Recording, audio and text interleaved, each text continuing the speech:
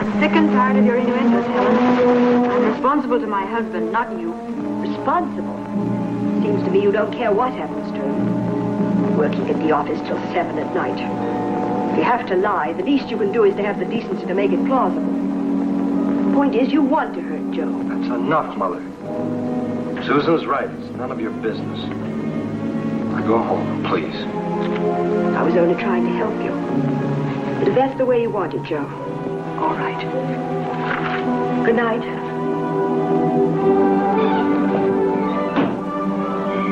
I'm sorry, Joe. I didn't mean to blow up. But she's got no right to. Don't say that to me. I know what you are. Who's the other man, Susan? Oh, won't this ever end? I've told you there isn't anyone else. I had a chance to get in some overtime at the office. That's it. Squash me down to size. Remind me how tough it is supporting an invalid. What I want to know is who do you spend the overtime with? Who is it, Susan? I can't stand any more of this, Joe. I just can't.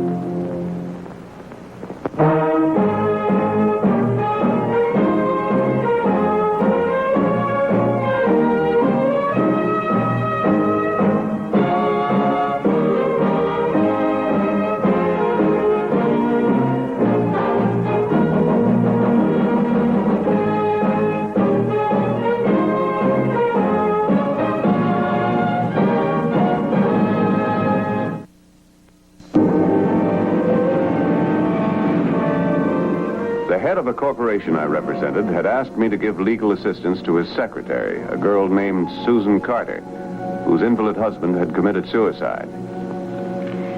Thank you for all your help, Mr. Maris. I just can't seem to pull myself together. And I know there are a lot of formalities. Well, there'll be an inquest, but in the case of a proven suicide, it's only a matter of routine.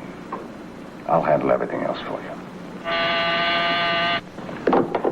Yes? Send him in. It's Lieutenant Weston, a detective. He wants to talk to you for a few minutes. How are you, Hub? John, fine. Miss Carter, this is Lieutenant Weston. How do you do? What can we do for you? Well, there's a couple of things in Mrs. Carter's original statement I'd like to go over with her. Sir? Mrs. Carter, you said you and your husband had had a quarrel just prior to the shooting. What was it about? Concerned Helen, that's Joe's mother. It was Joe's birthday, and she'd been there all day. As usual, she'd managed to depress him. So he took it out on me. He was depressed about what? Joe had been partially paralyzed for over a year from an auto accident. The doctors agreed he'd never walk again.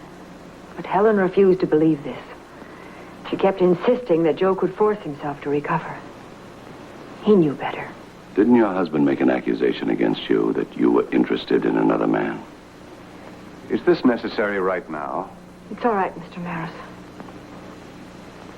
That was another of Helen's tactics. She made some wild, ridiculous statements about me. It would never have occurred to Joe. But after she'd worked on him for a couple of hours, he had to get the poison out of his system. What about the gun? I don't know how Joe got it. Isn't there some way you can check on that? Yes.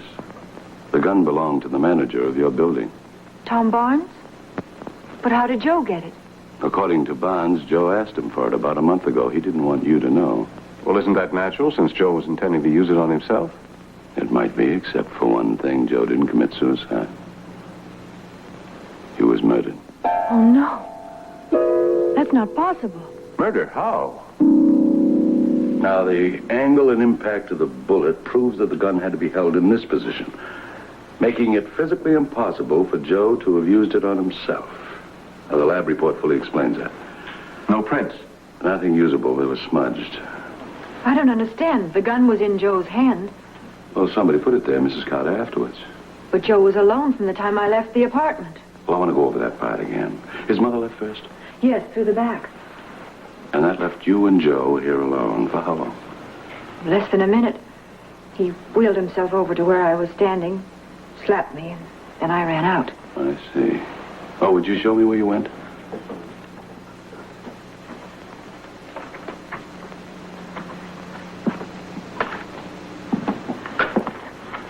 Yes, Susan. Then I closed the door. I stood right here. I was crying. Did you hear anything inside? Not till the shot. Then you opened the door and saw Bonds kneeling beside Joe's body. Except I didn't do it as quickly as all that. When I heard the shot, I was stunned. I couldn't move. Well, how long did you stand here, Mrs. Carter? 10 seconds? 5? I really don't know. I couldn't say for sure. I see. Well, thank you very much, Mrs. Carter. I was going to take the rubbish cans out front when I heard the argument. How were you able to hear it? Through this window. It was open. Did you see or hear anybody leave? No, I heard the back screen door open and close. It's around the corner, so I couldn't see. But from what was said, I imagine Joe's mother left. How long did you stand here? Till I heard the shot. Let's go around the back.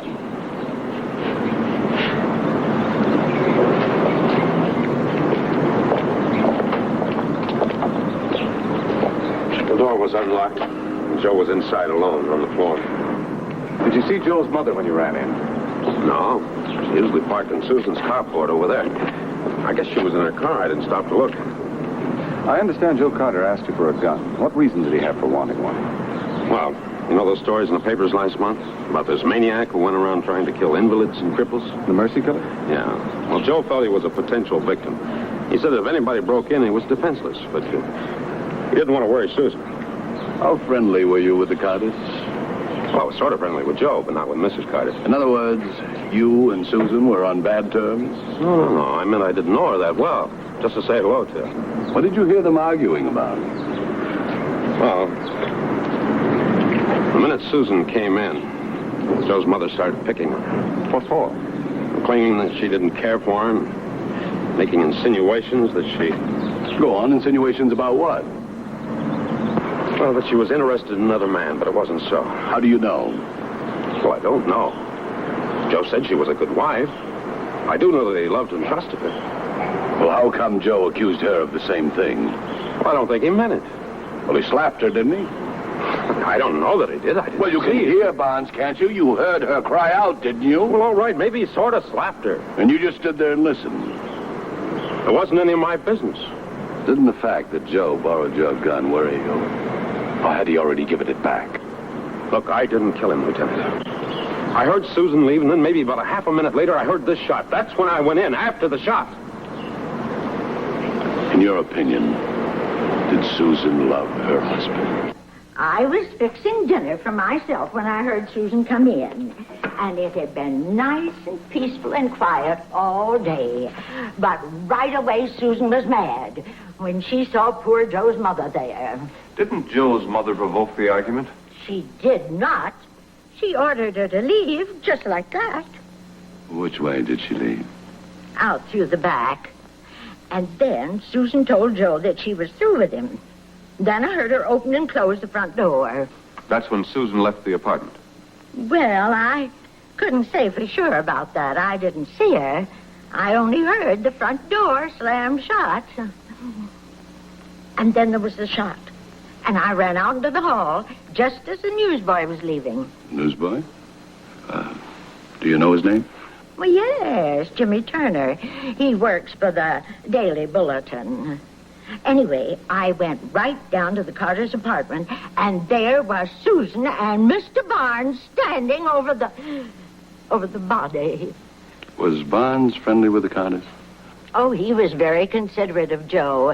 He was always stopping in to see if there was anything he could do for him. Was he friendly with Susan, too? Oh, once in a while, he'd stop in for a visit in the evening when she was there. Miss Nass, did you ever see Susan and Barnes alone together? Susan? And Mr. Barnes? Now, wait a minute, Lieutenant. She just said... Why, yes. When she'd put her car away at night, he'd stand there and talk to her every night for a few minutes. And then when she'd put the rubbish out. Oh, yes, I've heard them whispering and laughing together. Isn't it possible they were just talking about Joe and how they could help him? I don't believe you were forceful or person. In any event, Joe had complete faith in himself. I had this put in shortly after the accident. He'd been a champion swimmer in school, and he was teaching himself to swim all over again. Were you aware of his periods of depression, Mrs. Carter? May I speak bluntly, gentlemen? The only time I ever saw Joe depressed was when Susan had said or done something to provoke him.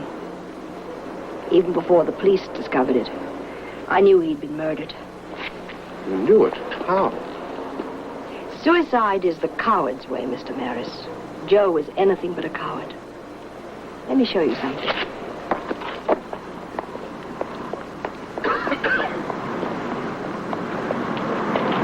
More than anything else, this expressed Joe's creed in life. The one thing he believed in completely. It looks as if it were made by a child. He was 7 years old when he made it. His father had just died.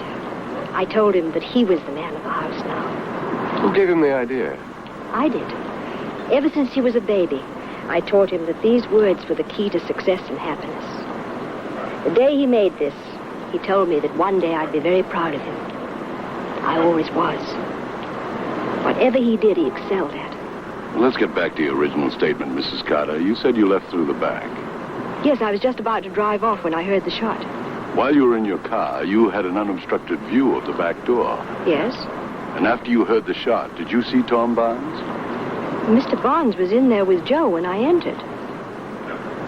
Well, then, how did he get there? I'll tell you how. You were standing right here when Joe's mother came out. That's why she didn't see you. The second she came out, you slipped inside. Maybe you waited in the back hall till Susan left, I don't know. But you were in the apartment before the shot was fired. No, I wasn't. Susan, you know I didn't kill Joe. Of course I do. Lieutenant, I'm sorry, Mrs. Carter, but we have enough evidence to hold him for questioning. what evidence? The gun, the fact that nobody saw him entering the apartment after the shot was fired, and your own admission that you saw him kneeling beside Joe's body when you entered. What about the motive? I've got a pretty good idea about that, Herb, but I don't want to tell anybody about it until I can prove it. I wouldn't want you to accuse me of slander, Counselor. Let's go. Did you check the newsboy? Yes, Herb, I did. And you know something? He had absolutely no motive for killing Joe Carter. As a matter of fact, he thought Joe was a great guy who just had a lot of tough luck, that's all. John, did you ever catch that Mercy killer? No. But we will.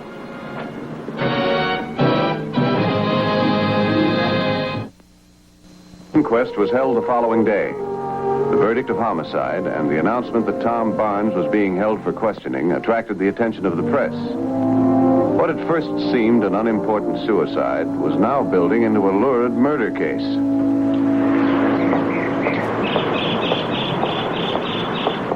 How did you dare tell the reporters that Joe and I weren't happy?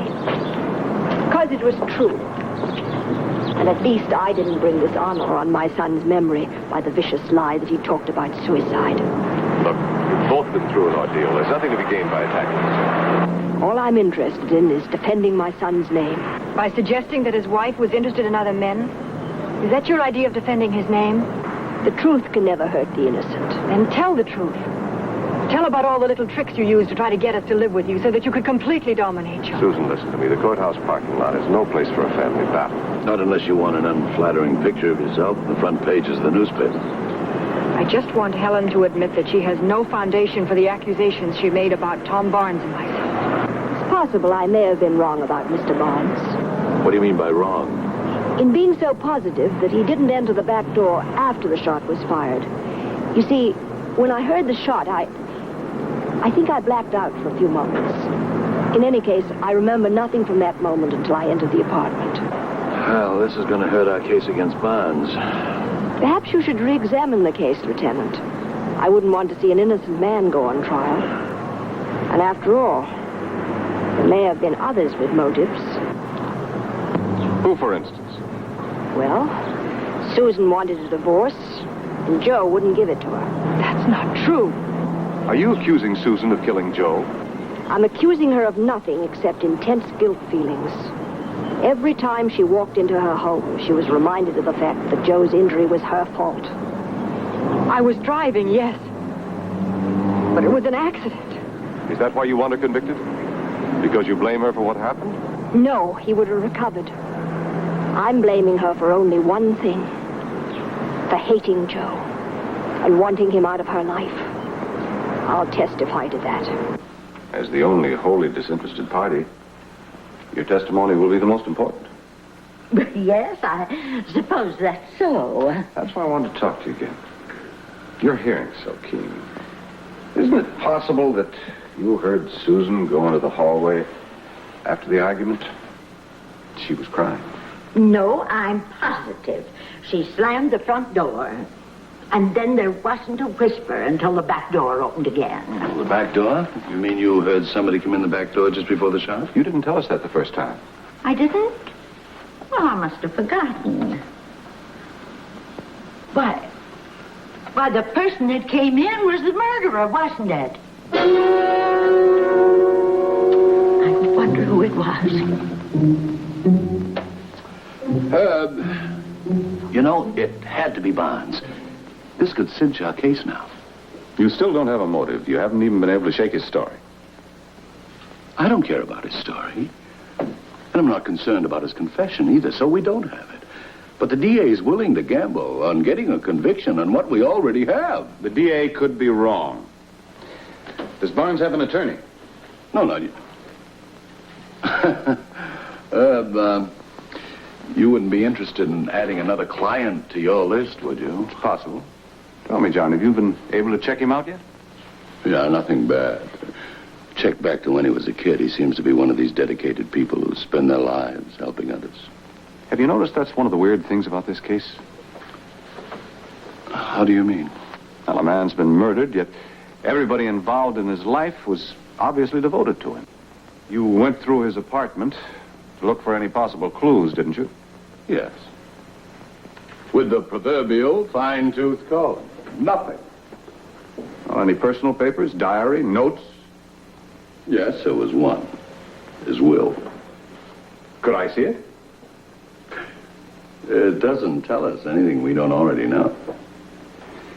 Well, I'm representing his wife. I'll need it for probate. Okay, Herb. There it is. Thanks.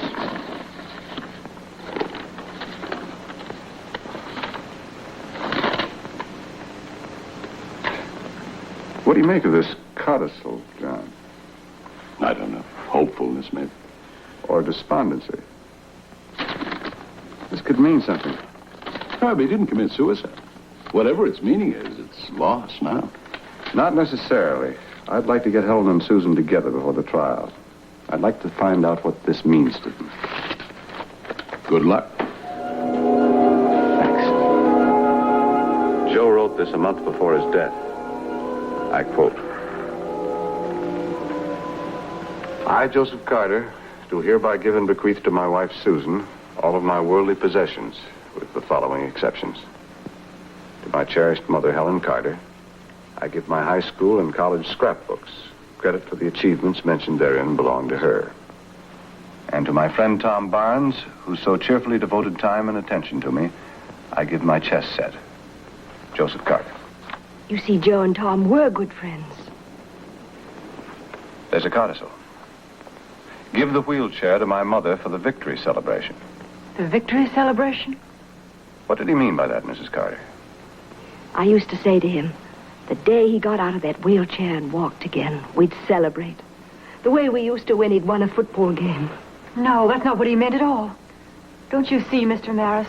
Joe wrote that with bitter sarcasm. He knew he'd never walk again. That's a lie.